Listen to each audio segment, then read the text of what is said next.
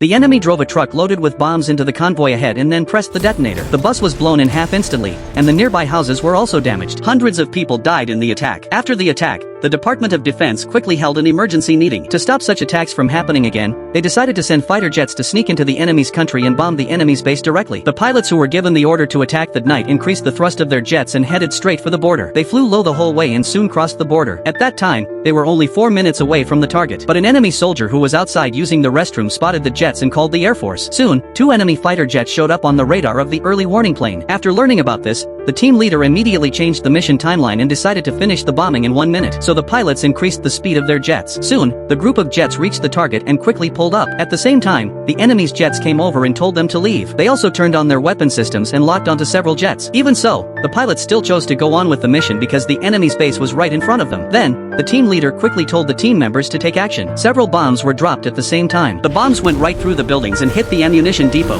causing a huge explosion. The mission was a success, but when they were on their way back, the enemy jets that were about to intercept them suddenly changed direction, which really puzzled the team leader. Just at that moment, the surface-to-air missiles on the enemy's border were turned on. The staff on the early warning plane saw the air defense signal and then realized that the enemy pilots wanted to drive them into the range of the surface-to-air missiles. Just as the staff were about to tell the team leader, the missiles had already been launched and locked onto the team leader's jet. Seeing this, the team leader immediately broke away from the group, fired a decoy to intercept the missiles, and at the same time increased the thrust of the jet to gain speed. But there was no way to avoid them, so the team leader had no choice but to fly the jet into the mountains. As the missile got closer and closer to him, the team leader fired the last decoy. Luckily, the missile was successfully intercepted. Then several more missiles came one after another, but the team leader managed to dodge them all. At that time, the surface-to-air missiles were getting ready for a second launch. At the critical moment, the teammates arrived in time and quickly launched a counterattack. Before the missiles were launched again, the pilot flew the jet down quickly and then fired a missile. It directly blew back the surface-to-air missile system. After that, they quickly returned to the base. Their air defense missiles were immediately turned on, which forced the enemy jets that were following closely behind to turn back immediately.